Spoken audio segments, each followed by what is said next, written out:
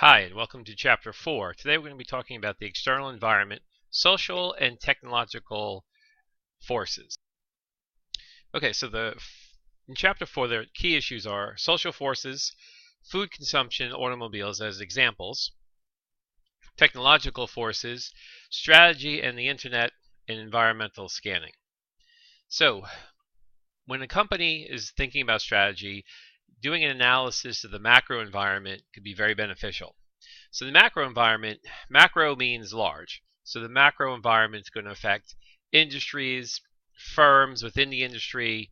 So the focus is going to be large. And the analysis is mostly going to be industry-wide, not the firm, hence macro environment.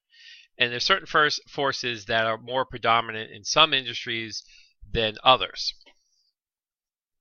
So some of the macro environmental forces that industries may have to deal with, not all industries will deal with the same. But we had talked about in the previous chapter the acronym PEST: political factors, economic factors, social factors, and technological factors as part of an analysis. So in the macro environment, of course, political, legal, economic, social, technological are all going to be forces affecting the larger scale of things and the industry as well as individual companies. So collectively, in this textbook, we refer to this as the acronym PEST. Now, as you remember, the first two forces, the political and economic, were discussed in Chapter 3, and in this chapter, we're going to look at social and technological and address those two topics here. Okay, so social forces. When we're talking about social forces, we think of the society that we're in. So in our society, of course, we have our own particular social values.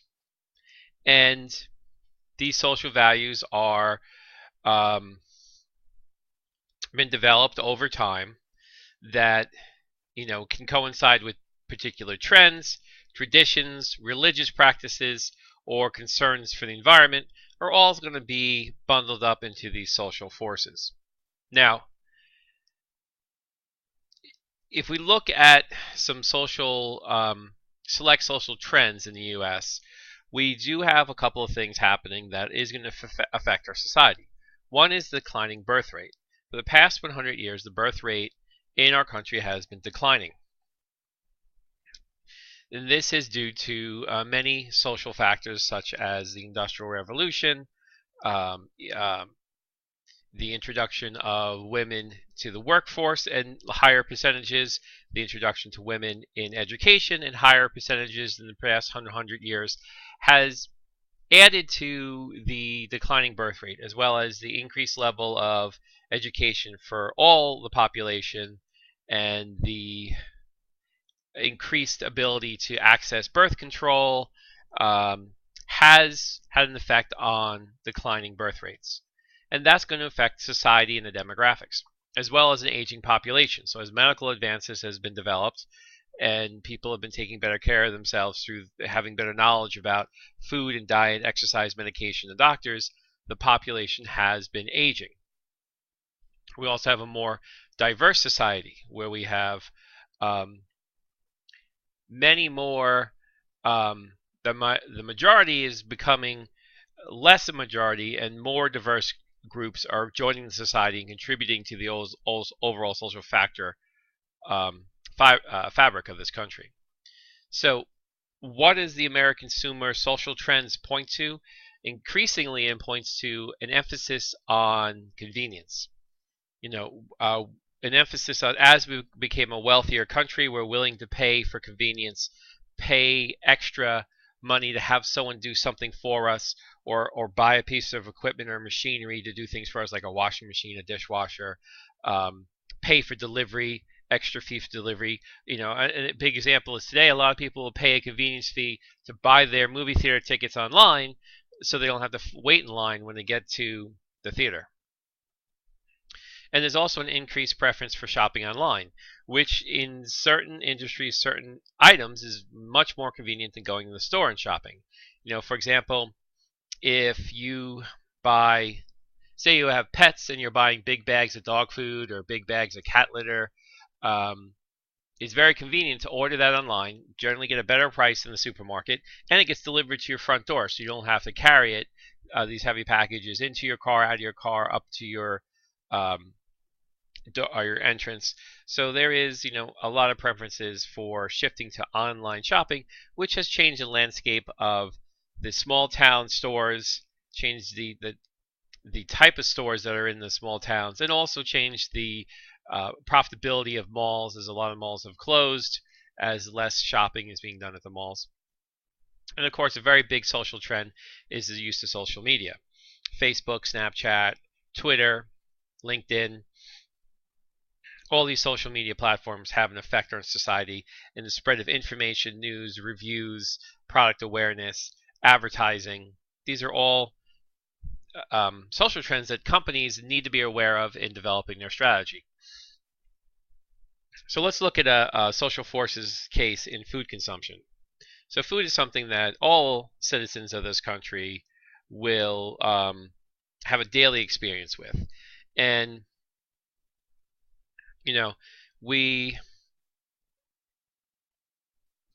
consumers often say, I want healthier food, I want healthier choices, I want to eat healthy, but they turn around and go to the fast food store and order the supersizes. So consumers often say one thing about what they want. We want healthier choices, we want to be healthier, we want to be served healthy food. But oftentimes they will purchase quite differently than they'll express what they want. So many fast food restaurants over a certain course of time have been supersizing their meal combinations with extra fries, larger drinks, competing with each other with the size of fries and the size of drinks, because that's what customers seem to want. At the same time, trying to appease the backlash about unhealthy food choices by introducing grilled items, salad items, more fruits and vegetables, things with lower calories. And meanwhile, overwhelming when they find out, when they add these things as apple slices and milk and grilled chicken and salads to their menu, they still find the majority of their sales are coming from their burgers and fries and milkshakes. So consumers are a funny thing. They say one thing, but they purchase another. So companies need to be aware of the fact, they have to play the game like some of these fast food players do, that says, we have all these healthy alternatives, so we're not a bad company making everyone sick. It's the customer's choice, so we're giving customers a choice, a healthy choice, in our traditional food as well. Now, as consumers have changed over the past 100 years, 50 years, 20 years, even 10 years, we see things like consumers drinking more bottled water and consumers turning away from soda, consumers eating more cereal and less traditional breakfast items, or eating cereal for lunch, for dinner.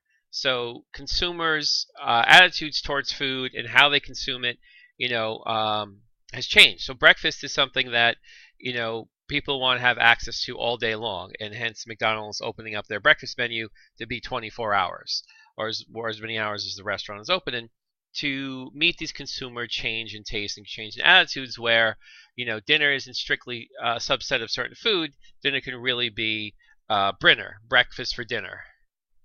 Okay, social forces too. Let's look at automobiles, and this ties in nicely with the simulation we're working with. So with automobiles, demand patterns for vehicles is difficult to discern and is constantly changing. So people are changing their mind back and forth. Sometimes when gas prices are high, they want the economy, the fuel-efficient vehicles. When gas prices are low, they want to switch to the trucks and the SUVs. Then gas prices go up again, and they switch to the economy cars and the electric and the hybrid cars. Gas prices go down, they switch back to trucks. It's almost like clockwork. And you could have seen this in the last 10 years. We've had this pattern of shifting between fuel-efficient cars and luxury cars and big trucks with the change in the fuel economy. The demand for large vehicles have always been strong in the U.S., but certainly becomes stronger as fuel prices go lower, and also as manufacturers have been able to improve their fuel economy. Now, social forces, many companies are global, and they have to worry about the global social concerns. So if you're McDonald's, you're worried about food restrictions in other countries. Some countries may not eat beef. Some countries may have certain dietary concerns that McDonald's will address and put more local cultural foods on the menu to deal with these cultural concerns. In some countries where the Americana of McDonald's isn't always appreciated, they may change their restaurants and play down the McDonald's symbols and make it look more like a traditional cafe or a restaurant. But these social forces throughout the world have many different national cultures, and each culture in different countries have different accepted values and traditions and patterns of behavior that companies have to recognize when they make global strategies or strategies per these different cultural regions. And a lot of firms can struggle because managers aren't always culturally aware or culturally sensitive to other cultures, so they oftentimes may make the wrong judgments. They may use self-reference criterion, which is referring to their own culture values and not considering the cultural values of another market they're serving. So let's move into technological forces. In technological forces, this has been a huge change in the last 50 years. Technology has made some of the biggest improvements overall in innovation, in size, and speed, and power. The internet, one of the biggest technological forces of our time, all occurred in the last 25 years or so. So in the last 25 years, we've had just a real strong ramping up of computing power, tastes, access, information. So if we look at the 1990s, this is when the internet started first building out. Fiber optic cables were laid around the world, across oceans, connecting the internet through all the countries of the world and providing a higher quality, lower cost, faster speed, leveling the playing field of the connectivity of the internet and the power for businesses to utilize the internet, and moving more and more processes into a digitalized environment of the internet. And companies have to have an internet strategy when the internet is creating new businesses that compete, or alternating or altering current businesses where they're moving their sales online, moving certain operations or logistics or company-wide programs in the cloud online. So the internet has this huge role in the technological challenges of today. So new business models are being developed to try to compete with this new economy of the internet, where the market forces of the traditional economy, people shopping in malls and shopping in local stores, is being turned on its head as people have more access to the price of products across many different retailers, instant online access, different apps and tools to get more pricing information, to get more convenience. So the way of doing business today for many companies has completely changed due to the internet. So disaggregation and reaggregation. So if we look at large firms, why do large firms exist? Well, the larger the firm, advantages that they do hold through the economy of scale. And also, when they're acquiring raw materials, they have economic power to put some pressure on suppliers. Their production on larger scales and the larger profits enable for better investment in research technology, robotics, software. Their human resources management and sales are traditionally performed in-house with a large operation and the development of expertise. Now, in today's market, a lot of progressive firms want to disaggregate some of these vital functions, and they want to outsource by searching other companies or partner firms that can perform activities. So I've worked for a lot of companies, and I've seen the IT department shrink from 15 people to 5 as they outsource their IT functionality, or they outsource their servers to cloud-based. Even here at Stony Brook, at one point, we outsourced our email exchange and other different networking exchanges that we had to Google, and Google now does our email and our Google Drive and our meetings and calendars.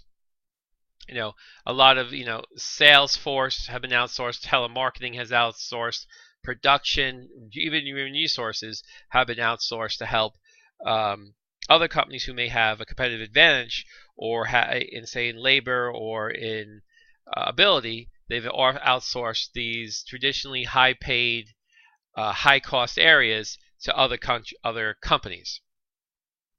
And the strategy has been all along to lower costs. And the internet has made it much easier to break apart the company and outsource these other jobs, because the connectivity of the internet, you could be really anywhere in the world performing these jobs and connecting, having a high connection to the company through an internet, through a Skype, through chat, email,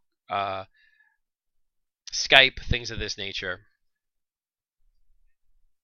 So the internet, of course, is going to influence strategic management in very specific ways.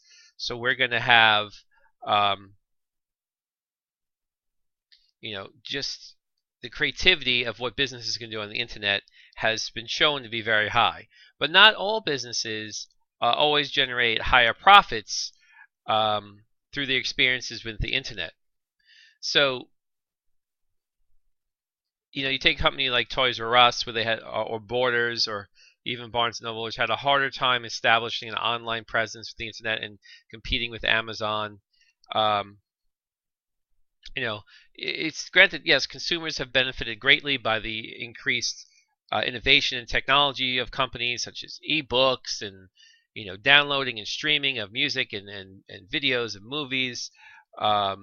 But not all companies have been able to effectively transition to a profitable business model from their more traditional physical models.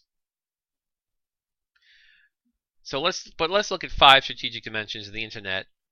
Dimension 1, movement towards information symmetry. So this is where people are getting the information about pricing and on a more level playing field. So the symmetry is this, people who have the information is going to be available to everybody in a more fairer, more timely basis. So think about if you went to the store and you're thinking of buying a new air conditioner, you can check online for various prices at different stores easily versus online sellers versus traditional Sears or PC Richards. So what used to be a more controlled set of information has become more available, and buyers and sellers can share the information in addition to reviews and comments on products that level the playing field a little bit more towards the consumer side. So if you're a consumer, you can look up you want to buy something relatively expensive. You have a lot of avenues to look up what the prices are at different retailers, and then also to evaluate the performance of a product before you buy it and see what other consumers think about it. And that's been a very powerful trend in online purchases and the making things more fair for the consumer. Dimension 2, internet as a distribution channel. So this here is, of course, selling goods and services online. So selling physical goods, but also services. An innovative way to sell services, like this one website called Fiverr, where for $5 you can get someone to do small tasks for you. Very interesting website. And consumers can purchase a whole host of items: airline tickets, insurance, stocks, computer software, clothes, shoes, groceries, you name it, you can buy it online. And and these things, a lot of these things have no physical delivery. So these days we buy airline tickets online and we use the apps on our phone to show our boarding passes. We never really have any physical mail or physical pieces of paper. So a lot of things that usually represented by a ticket are now can be represented digitally on a phone. So the internet has really opened up the ability for companies to sell through, and it makes it easy for a small startup. We don't have to have, 1,000 stores across the country to sell. We can create one website and access everybody instantaneously. So definitely distribution channel on the internet has been tricky for some companies to be successful at, but many other companies have been much more successful, and it's really led to the decline of certain industries, such as travel agents. No longer, we're our own travel agent, and many companies, airlines, have been selling directly to consumers and not providing commissions to traditional travel agents, and that's one reason where prices can be cheaper, because travel agents used to get a commission on the properties and the tickets that they would sell. 3, the speed. The internet definitely has sped up this world as far as the transactions, the information, follow-ups, leads, getting information. We used to have to rely on the mail to get a lot of our documents and information. Now the internet, with email, things are instantaneous. Receipts are sent within seconds of purchase. So everything has been sped up, including the business cycles and the procurement and deliveries. So everything has really had an increased focus of speed with what businesses and consumers can do using the internet. Dimension 4, interactivity. So the consumers discussing their experiences on blogs, on Instagram, on Facebook, on leaving reviews on like Amazon. I myself have left reviews on TripAdvisor. If I've been to particularly a hotel, I went to a hotel once that was touted as a 4-star hotel, but it really, it might have been a 4-star hotel 10 years ago, but today was really a 2.5-star hotel. And I outlined in the experience on TripAdvisor that it was a Hotwire trap, where if you went to get a special rate from Hotwire, this hotel would come up with a very low rate for a 4-star hotel. So so when you would get the actual booking and go to the hotel, you're really paying more for what you're getting than if you just booked at a 2.5, 3-star hotel. So now, when I last checked, there was over 2,000 people who had found my evaluation of this experience valuable, and certainly affected this hotel's ability to make future bookings. And that's sort of this interactivity where consumers can interact with each other to talk about the pros and cons of products. And I know that I've used Amazon quite a bit and looked at the customer reviews of products before I purchase things to get a better idea of the pros and cons and how products live up. And especially important when I can't physically touch or deal with the product in person. If I'm buying it online, I have to rely on consumers who have bought it and then comment back on the durability, the feel, or the usefulness of the product. Okay, dimension 5, potential costs for reductions and cost shifting. So with the internet, it's been a really useful tools for businesses to reduce costs. Just think, if you're a company that doesn't have to have any physical stores anymore, that's a huge cost reduction. And this can become in the tune of fixed and variable costs. So, fixed costs like the ease of being able to outsource using internet to create better communication and connectivity, the ability to sell more online, the ability to purchase and utilize software in the cloud through connecting through the internet.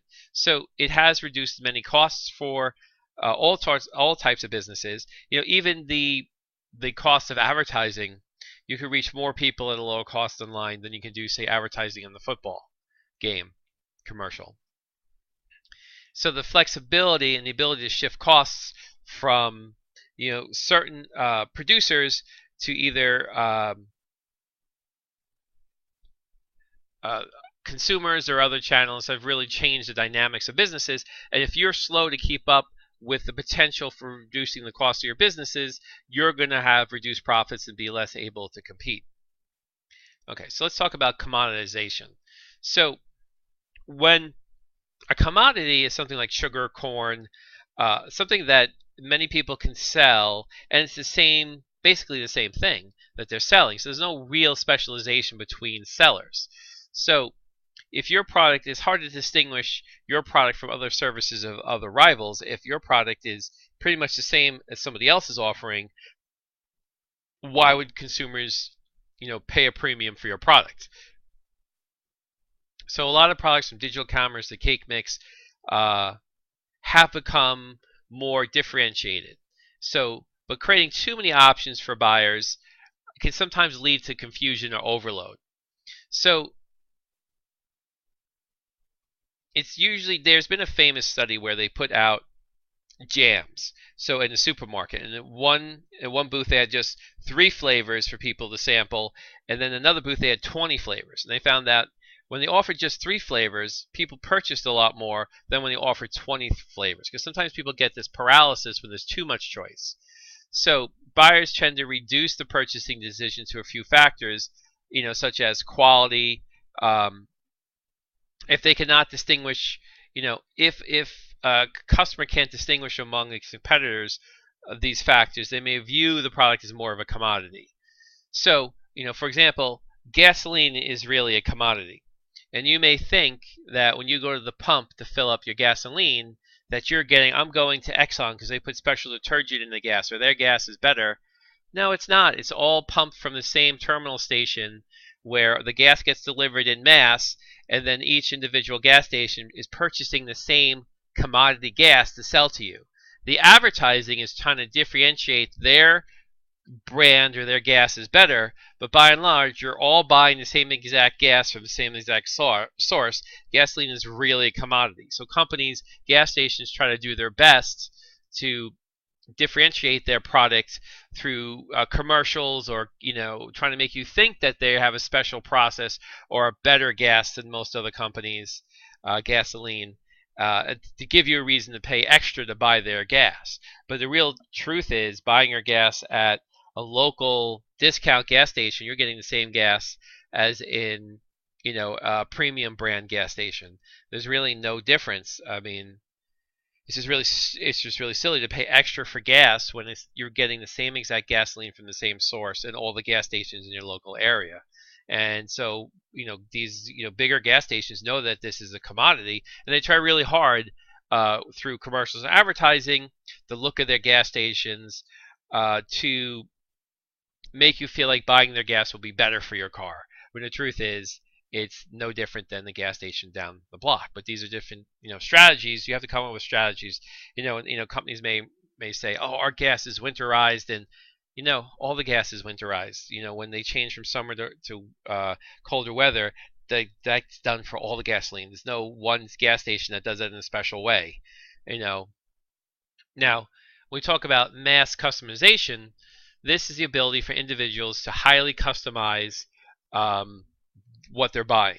So the internet really gives some consumers the ability to tailor or customize what they're purchasing. Think of the ability online to shop for different sizes, different colors, being able to make decisions to somehow customize what you're purchasing. Now, companies have been smart to do it in a way that's not going to affect the economies of scales. So, for example, if you take an Apple iPhone, how is that customizable? Well, Apple has included a lot of many different customizable buttons and switches and ons and offs that you can go in and customize. Do you want notifications?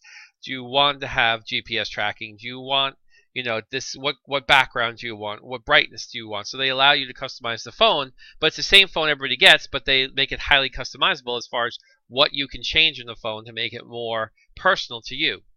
So technology has really enabled firms to enjoy this mass customization at a lower cost to them and to the consumer. And consumers, by and large, like to feel like they have an individual style, an individual customized computer, customized wardrobe, customized car.